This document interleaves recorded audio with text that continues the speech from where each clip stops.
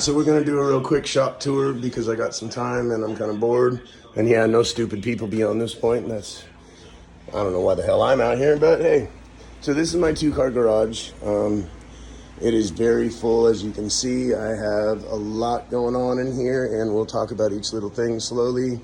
Starting with my paint mixing, whatever section where I store most of my paints. This is just a fence board, glue up workbench framed around the sink to keep the sink from moving so it won't leak, and then it is coated in a lot of epoxy. Originally what I did is whenever I had leftover epoxy on a pour, I would just pour it on here until I got it to the point that it's at now, which is pretty thick.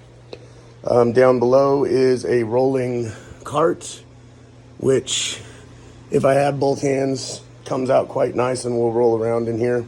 I've got all my art stuff, different things like that. This is actually for doing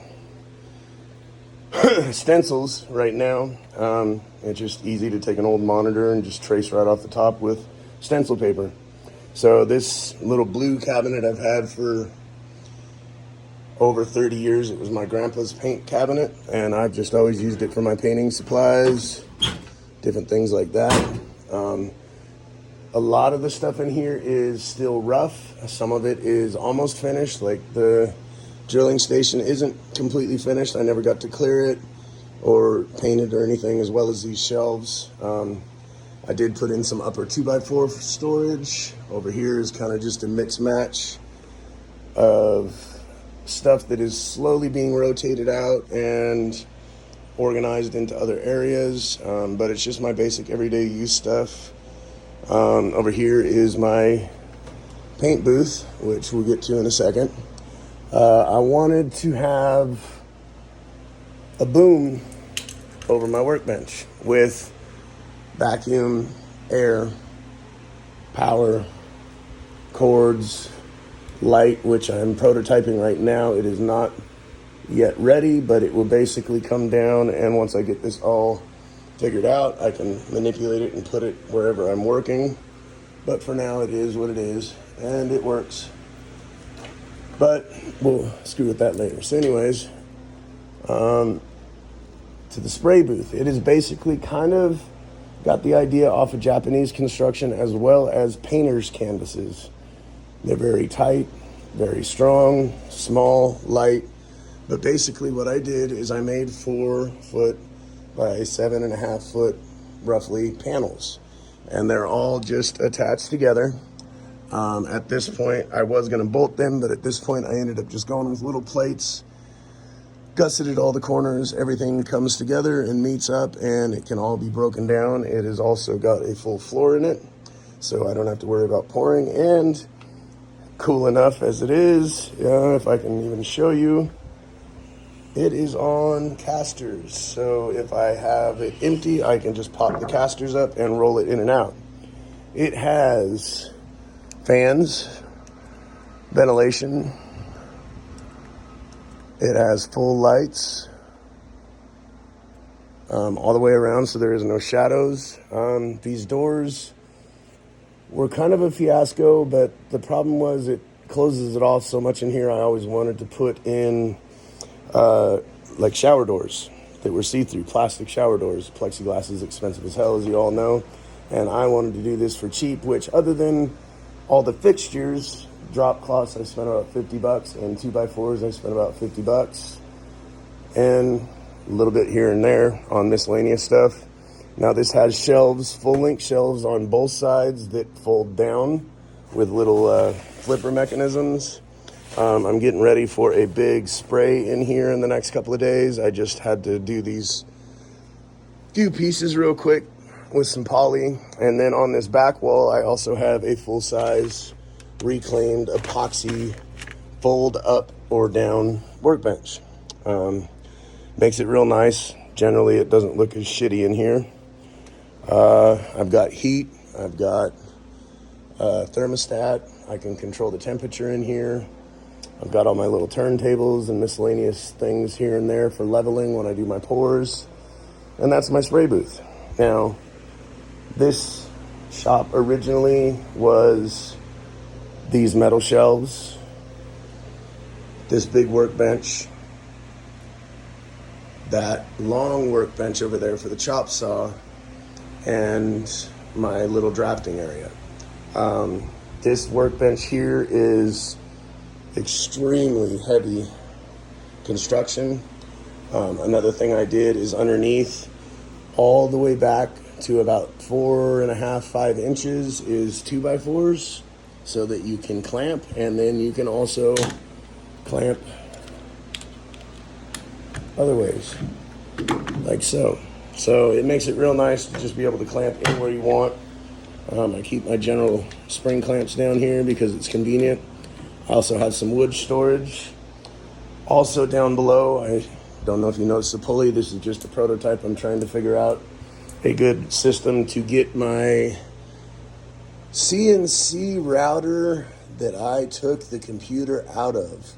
So this you'll see at a later date. But anyways, it's a set of linear rails, and I have the screw drive motor and control system here to control the router, and it is manipulated by hand instead of a computer. But anyways, so that lives down there. As we work our way around, I've got my vacuum. I've got my shitty little wood storage that I'm slowly changing and adopting and doing different things with. I tend to do all my sanding right here. So I keep my sanding equipment in one spot. Put that on there. You got a nice backdrop for the belt sander. And I keep my sanders right here because it's just convenient. So we'll work our way around. There is sheet storage here, as well as back there. And this door is almost always open. I also have a lot of storage for wood up top, because you got to use every square inch. I try to have little projects and things that I've made laying around. This is my sanding station. I'll go ahead and actually open up the door because it'll make it a little easier to show you the back side of the sanding station. But this has all of my sanders, grinders. Well, grinders are actually in another place, but sanders, planers, biscuit joiners. I've got big stationary units, and then on the back side is all of the sandpaper and accessories. It is on wheels, and it also has, let me get this chair out the way, dust collection underneath that pipes up through the center and comes out the side. So I can just sweep dust right up underneath, and it'll suck it up through, well, this hose here and out. And then over here, I've got my grinder, which I'm going to be upgrading to an 8-inch because I have this fabulous, badass, amazing lathe tool sharpening setup. And I built all the little rack mounting systems for it. I've got my dust collection here. All the piping is on the back wall. Most of that's hidden. I might eventually do something with the rest of it. I've still got to put dust collection right here for the main lathe, but this is my lathe. This base is about as heavy as it could get. It probably weighs about 200 pounds without the 350 pounds of sand that is in the bottom. Right now it is just prepped for drawers and a couple of cabinets that I'll put in a later date. At this point, I needed the structure for the lathe. It has over 150-year-old reclaimed wood top that is epoxied and inlaid. I've got my Nova lathe. It is a badass setup. Slow takeoff. Very long. I got all of this equipment. I mean, a dream setup for pennies on the dollar. I'm not even going to say how much, but it was a dream that I never thought would come true. And now I have every little toy that I could imagine for doing lathe work. This is a cabinet that I built, 20 years ago, and just recently took apart and redid to house the new lathe tools because they are all different from my old lathe setup. I just had a Harbor Freight lathe, but when I moved here, I got lucky enough to find a gentleman selling his old setup, and that's what I got.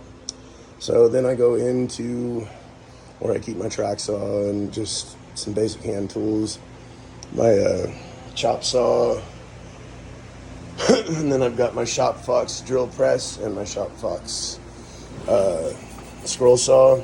I love this little guy. I've got the beautiful, insane DeWalt table saw. This can take a dado blade, which is why I bought it. As far as I know, it's only one of two. It has the rails, so it is accurate and it is perfect and it is beautiful. I keep some of my tools down below. This table saw lives under here when it wants to, as well as this drawer unit when the scrap bucket's not there. It's where I keep all my screws and drills. Down here is a little more organized. And then this actually will be living over here where this unit is, because these aren't actually mine. They're a roommate's that's going to be getting those. Up here I've got air conditioning, which I'm going to eventually pipe in through a box up here and out through the window. Got all my tracks and some clamps, things like that. Fan, which comes in real handy. My clamp wall, my PowerTech track saw track, some upper storage. This here is real nice. I don't ever use the drawer anymore, but it does have a drawer for the keyboard. And down below, the computer is in a little box to keep it nice and clean. Just got some of my projects, some bullshit up here, different ideas and things I built. My nail guns, which unfortunately this one just died, so now I got to redo that nail gun rack and change it. And then I got my air compressor. As you'll notice, there's lots of little empty spots. I've only been really building this shop out for about 7 months, so still got a lot to do, but that's basically my shop. There's probably lots of little things I didn't talk about because I'm good at that, but pretty much gives you an idea of my little world and the things I do. Like I say, you'll see just, I like little things like cool old Loggers tape measure, just make a nice little mount for it, to display it. A totem here that I made for Northern Nights this year for the 10-year anniversary for the Southern Oregon crew. And of course my Fuck the World logo going on there. I always got to have that rocking. But yeah, that's pretty much my shop. I've got a little bit of side yard. It's not much. But I got my air and I've got some storage for garbage. And yeah, that's about it. Well, thanks for checking out my shop. I'll probably end up deleting this fucking video because that's what I do. I'm not really into videoing or editing or doing any of that kind of crap, so you'll notice my videos are always going to be a little bit rough. I'll probably just walk around and talk out my ass most of the time, like I always do. Oh, that was the other thing I never mentioned. I meant to actually add a router to the side of this, but that was stupid because it took up too much space. So I went with the next best thing. I put a router, nice, beautiful Bosch router, and yes, I know it's not centered and it's dirty, but it is what it is.